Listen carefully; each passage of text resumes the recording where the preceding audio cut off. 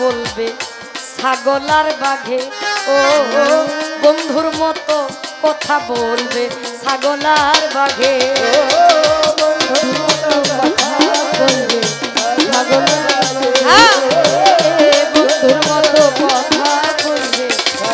আর বাঘে।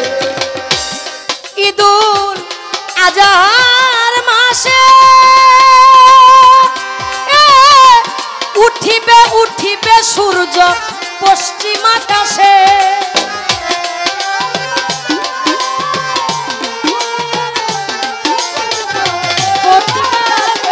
ঈদুল আজহার মাসে উঠিবে উঠিবে সূর্য পশ্চিম আকাশে চার রাতের সমান সেই দিন চারটি রাতের সমান সেই দিন একটি রাত হবে বন্ধুর মতো কথা বলবে ছাগল আর বাঘে ও বন্ধুর মতো বলবে কথা ছাগল আর বাঘে বন্ধুর মতো বলবে কথা ছাগল আর বাঘে বন্ধুর মতো বলবে কথা ছাগল আর বাঘে। ওরে পবিত্র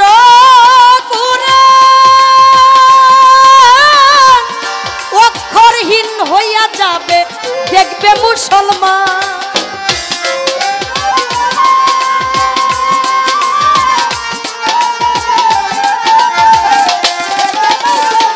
সেই দিন পবিত্র কুরআন অক্ষরহীন হইয়া যাবে দেখবে মুসলমান থাকবে না কুরআনের বিধান থাকবে না ইসলামের বিধান বলছে দলিলে বন্ধুর মতো কথা বলবে ছাগল আর বাঘে ও বন্ধুর মতো বলবে কথা ছাগল আর বাঘে বন্ধুর মতো বলবে কথা ছাগল আর বাঘে বন্ধুর মতো বলবে কথা ছাগল আর বাঘে। তওবা করিলে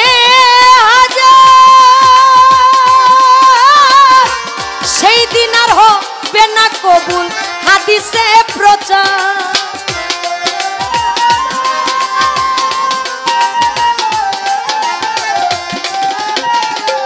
তওবা করিলে সেদিন আর হবে না কবুল হাদিসে প্রচার। ওরে ভেবে কয় শাহ আলম সরকার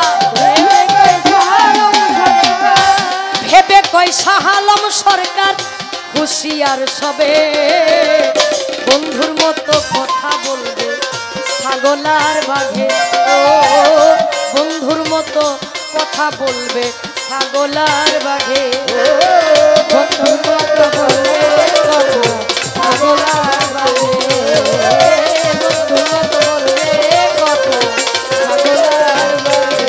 আস্তে আমি গান করলাম কিয়ামতে এই দুনিয়া কিয়ামতের কয়েকদিন আগে বন্ধুর মতো কথা বলবে ছাগল আর বাঘে। ঈদুল আজহার মাসে উঠিবে উঠিবে সূর্য পশ্চিম আকাশে চারটি রাতের সমান সেদিন একটি রাত হবে পবিত্র কুরআন অক্ষরহীন হইয়া যাবে দেখবে মুসলমান থাকবে না হাদিসের বিধান বলছে দলিলে সেই দিন তওবা করিলে হাজার সেই দিন আর হবে না কবুল হাদিসে প্রচার ভেবে কই শাহ আলম সরকার হুঁশিয়ার সবে এটা আমি কই না সাধক কই দলিলে কই। আস্তে আমার কাছে প্রশ্ন করলেন শয়তানের শিং গজাবে দেখবে কে শয়তানের শিংটা গজাবে কিভাবে রাসূল পাক সাল্লাল্লাহু আলাইহি সাল্লাম তিনি বলেছেন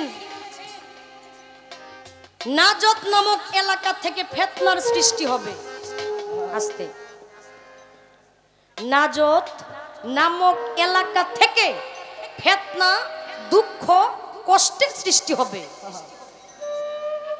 আর এই নাজতকেই বলা হয়েছে শয়তানের শিং। নাজতকে বলা হয়েছে শয়তানের শিং। নাজত নামক এলাকা দেখবেন, নাজত নামক এলাকার বাসী। এটা হাদিসে মধ্যে বলা হয়েছে।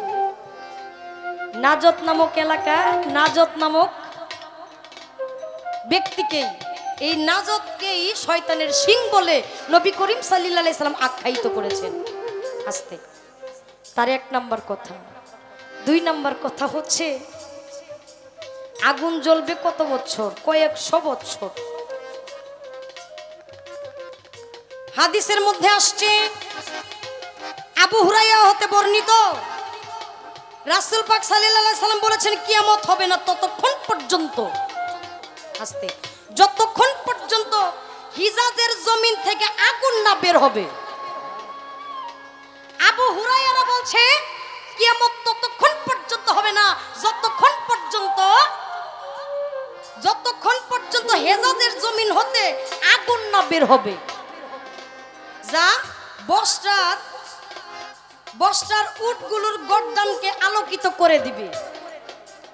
আগুনটা এমন ভাবে প্রজ্বলিত হবে যে বসরার উটগুলোর গর্দানকে আলোকিত করে দেখাবে। হাদিস বুখারী শরীফ। আরেকটা বলা হয়েছে ইয়ামেনের আদন নামক এক গর্ত থেকে ভয়াবহ আগুনের আকার ধারণ করবে, যা মানুষকে একত্রিত করবে, এক জায়গায় করবে। আগুনটা ইয়ামেনের আদন নামক থেকে গর্ত থেকে আগুনের প্রজ্বলিত হবে। এই আগুনটা মানুষকে একত্রিত করার জন্য সহযোগিতা করবে। আস্তে ভাই, আমার কাছে আপনি দুইটা কথা জানতে চেয়েছিলেন। মানুষ সবাই জ্ঞানী, কেউ ভুল করে না, এরকম না। আমি আমার ক্ষুদ্র ভাণ্ডের থেকে আমি জানি বাউল ডিপার্টমেন্টের মধ্যে যতগুলো শিল্পী আছে সবচাইতে ক্ষুদ্রতম নগণ্য ব্যক্তি যদি থেকে থাকে সেটা আমি একজন। আমার অনেক ভুল আছে, আমি আমার জায়গা থেকে যতটুকু সম্ভব আমি আপনার কথার মীমাংসা করার চেষ্টা করলাম। এরপরেও যদি আপনার জানা থাকে, আপনার আমার ভাইয়ের মন মতো যদি না হয়, আমি শিখে যাইতে রাজি, আমার কোনো সমস্যা নাই। আস্তে, এত বাজায় লাভ নাই, প্রশ্ন তো করুন লাগবো, পালা দিছে না। হ্যাঁ, আমি সর্বপ্রথম আমার ভাইয়ের কাছে জানতে চাইব, হাসর, হাসর শব্দের অর্থটা কি? বিচার। বিচার হবে, সমস্ত মানুষ একত্রিত হবে, জমায়েত হবে, ওই মানুষগুলোকে একত্রিত করে তারপরে বিচার কার্য শুরু করে দিবে। সেদিন আমার আল্লাহ পাকের নাম হবে ওয়াহেদুল কাহার। আচ্ছা বাবা, আজকের যে অনুষ্ঠানটা হইতেছে, পালা আমরা গান করবো এটা পরের ব্যাপার, আগে জায়গাটা কার এটা তো দেওয়ান লাগবো নাকি? আস্তে, জায়গাটা কার, কোন জায়গায় আপনি স্টেজটা সাজাইবেন এটা আপনার নির্ধারিত করতে হইছে না? হইছে না? নির্ধারিত করার পরে আস্তে আস্তে শিল্পী সমস্ত কিছু মেনটেন করার পরে আজকে স্টেজ এটাকে উপস্থাপন করা হয়েছে সবার সম্মুখে। আমার আগে জানার দরকার, আপনি বলবেন আপনি যে হাসরের মাঠ সাজাবেন, আপনার এই হাসরের মাঠটা কোন জায়গায় হইবে, কোন জায়গায় হবে? আচ্ছা বাবা, যদি জায়গা থাকে জায়গার মালিকও আছে, আছে না? এই জায়গার মধ্যে গান করতেছে, জায়গার একটা মালিক আছে। হাসরের মাঠ যদি সাজানো হয়, বিচার যদি সাজানো হয়, যদি জায়গা থেকে থাকে, জায়গার একটা মালিক আছে। আচ্ছা, জায়গার মালিক যদি থাকে, মালিকটা স্ত্রীলিঙ্গ না পুল্লিঙ্গ আমার জানা দরকার।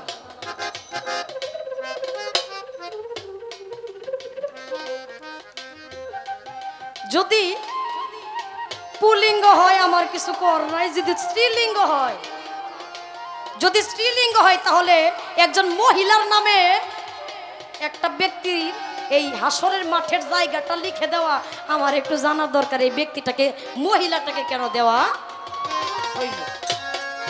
কারণ পুরুষেরা বাদ দিলাম এই কারণে, পুরুষটা এমনিই পাইব জমিনে নাকি, কিন্তু মেয়েদের পাওয়াটা একটু ব্যাপার স্যাপার হয়ে যায়। এইখান থেকে জানার দরকার। আরেকটু কথা, আমারে দুইটা প্রশ্ন করছে, সে আমারে পরীক্ষা করছে, কিন্তু আমি পরীক্ষা করতে চাই না, আমি শিখতে চাই, আমি তার কাছ থেকে শিখতে চাই। তাই আরেকটা কথা, হাসরের মাঠ সাজানো হবে, সাজানোর পর বিচার যদি শুরু হয়, বিচারটা সর্বপ্রথম কার হবে? বিচার যদি হয়, বিচারটা সর্বপ্রথম কার হবে? আস্তে, খারাপ লাগে আপনাদের? বিচারটা সর্বপ্রথম কার হবে আর কি অন্যায়ের কারণে তার প্রথম বিচার হবে?